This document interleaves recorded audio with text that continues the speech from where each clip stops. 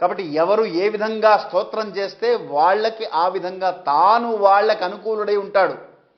Boss నేర్చుకోవాల్సినటువంటి management principal ఇది. ఏ ఆర్గనైజేషన్లో అయినా ఆ టీంలో ఉండేటువంటి మెంబర్స్లో different mind sets, different personalities ఉంటాయి. వాళ్ళ థాట్ ప్రాసెసెస్ డిఫరెంట్గా ఉంటుంది.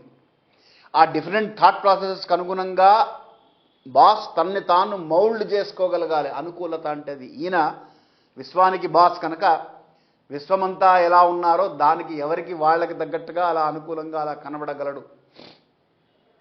ఎందుకంటే ఆర్గనైజేషన్లో యూత్ ఉంటారు, మిడిల్ ఏజ్డ్ వాళ్ళు ఉంటారు, సీనియర్ సిటిజన్స్ ఉంటారు, సీనియర్స్ ఉంటారు.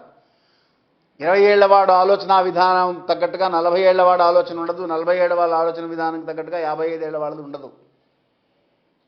బాస్ అనేటువంటి వాడు వీళ్ళందరినీ సమన్వయపరుచుకుంటూ రావాలి, దానికి తగ్గట్టుగా ఉండగలగాలి. అది అనుకూలత అంటే.